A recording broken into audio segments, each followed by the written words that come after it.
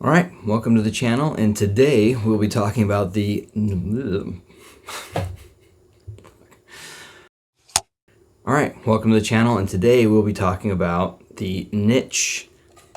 Pietus. Words are hard. God damn it. Okay. All right, welcome to the channel, and today we'll be talking about the NITSCH Pietus Maximus. Words are hard. I hope I didn't butcher that name. Pietus? Words. God dang it. Anyways, this is the NITSCH Pietus Maximus, and this will be coming out hopefully Friday or this weekend or maybe next week, depending on how the schedule goes. But wow, I just read something here, and this is the number 4 version of this. And that's one of my lucky numbers, one of my favorite numbers. Fantastic. Anyways, Pietus Maximus. It is a collaboration with, wait, where is it? There it is. SCHIT, S-C-H-I-I-T, and CT sent this out, or NITSCH sent this out for me to check out ahead of the release. And he has not asked me to say or do anything other than my honest opinion regarding this amp. And I'm just going to be straight with you guys. This thing's pretty awesome. I really dig on it. It's based off of, I believe, the Jotunheim 2 or Jotunheim amp kind of design. And it's obviously the same case. I think he did a special colorway for it, which I think is exponentially better than the regular SCHIT colorway for this, with the black knob and just the gunmetal. I think CT's got a great design aesthetic, I think, especially for color choices and what have you. So going into this, it's pretty basic. It doesn't have a balance out or in. It's just RCA and with a pre-out, and then you can do any module that SCHIT puts out for their amps. You can plug into this. So you can do the phono even if you have a turntable. You can use it as a pre for that. And yeah, pretty fantastic. And I don't mind not having balanced in or out. It's not a big deal to me. Single-ended works just fine. But I will say one thing, and a thing that I really appreciate and I wish more would do is USB-C for the DAC module. So please, manufacturers, more of that, please. It'd be great. And this isn't going to be a super in-depth because I've only had this for about 5 days, 5 days maybe now. And I've just been kind of putting it through the paces of different headphones and what have you. In fact, let's grab some of the ones I was listening to just as an initial.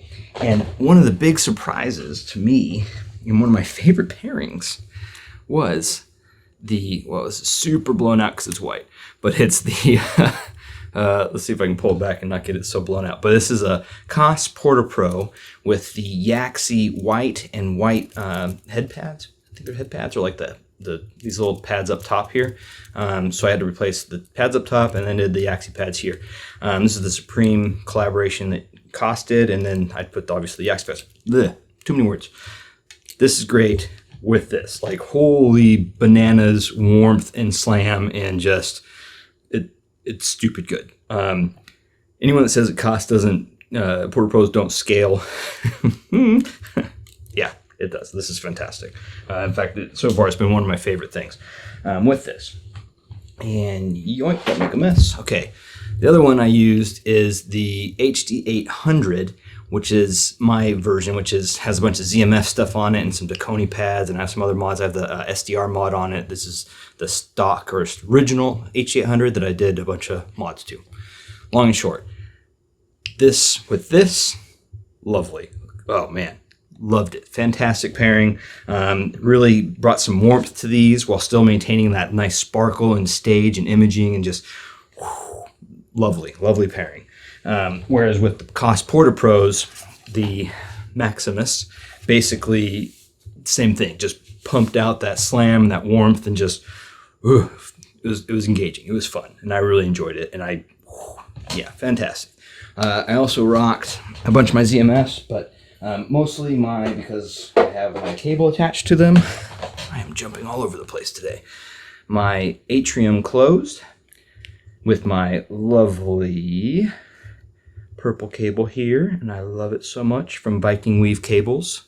I don't know if you can see this. This is actually one of my favorite parts about this. I am going all over the place. Maybe too much coffee today, Tyler. God, he did such a beautiful job with this split. Look at that, the opal.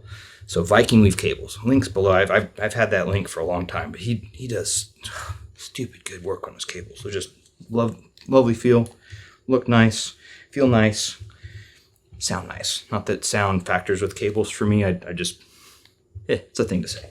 All right, back to the Pietus. Pietus. Don't say Pietus. Pietus.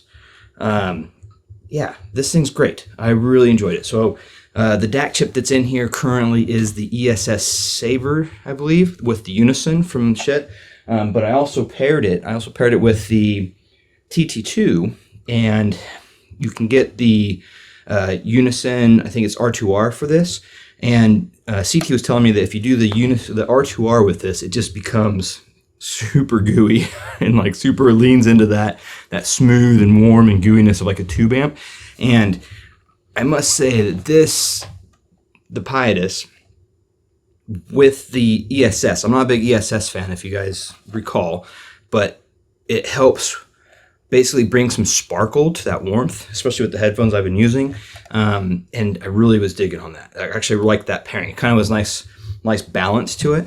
But then I'm switching just to kind of get an idea of what like an R2R would sound like. I tried it with the TT2, and the TT2 is a little more neutral, not as warm, but I consider it a little bit warm, but it's very smooth sounding.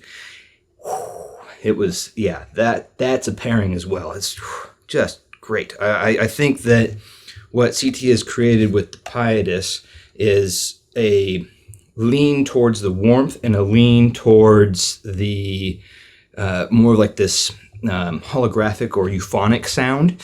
And it's not gonna be tubes, you know what I mean, because that's a whole nother beast, but it leans enough into it that you get this nice flavor, and you can really like engage with and I'm being a little bit exaggerated, but you can engage a little bit more with your music. Like, it just adds this nice little umami or flavor to the music, where the stuff that I like and I enjoy, my preference leans towards that euphonic, that little bit of a holographic sound signature with nice imaging and separation and stage, where you also get this nice lovely like lushness to it throughout. Like, that's something I'm a huge fan of, and this really helped accentuate that in the headphones that I was using.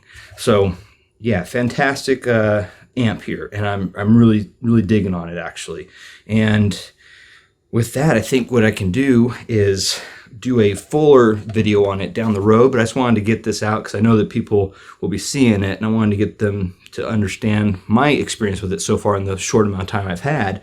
And I think this is fantastic. This is easily well worth grabbing if you have the funds or you're in the market for a new solid state, and it's that Jotunheim size, so it fits like almost anywhere. It's not tiny by any means, right? But it's not huge, and this can easily fit on a desk without having a DAC. So you put the DAC chip in there, and it's great. And you can even just buy the bass line, and then later down the road, you know, just add the module that you want. So that's really cool. I like the fact that you can that Shet does that, and allows you to kind of mix and match as you deem fit, or as you need to upgrade, or you have a different use case kind of thing. So that's really dope. But yeah, that's pretty much it. Inputs. So you got the front of it. Let's talk about that. The volume pot on this also. So that was one of the big upgrades that CT did, was he did a much nicer volume pot, and it's very choice. But back to what I was talking about. So you just have basic, is it 1/8 inch, quarter inch, 1/8 inch? Yeah. Plug in there. You have your switch between pre and the DAC module. And then you have a high, a medium, and a low. So low gain is good for majority of IEMs, where medium is, you know, I found medium to be really good, and I enjoyed it a lot. But there's something about that high gain that even on the cost porter posters don't need a lot of power. That high gain it just pumped it, man. And all it is adding that extra volume decibel. You know what I mean? But even still, like, it's just having that extra power behind the driver really gave some super nice engagement, and I was really digging on that a lot. So yeah, very, very nice amp, and I'm excited to put it through more headphones, or put more headphones through it. And I think that's pretty much it. I think I'm going to get back to listening to this thing. So I'll catch everybody on the next one, and look forward to a little more in-depth video, maybe some more B-roll. I think this one I'll just do this talking head while holding this thing. And yeah, so catch everybody on the next one. Have a great morning, afternoon, or evening. Cheers.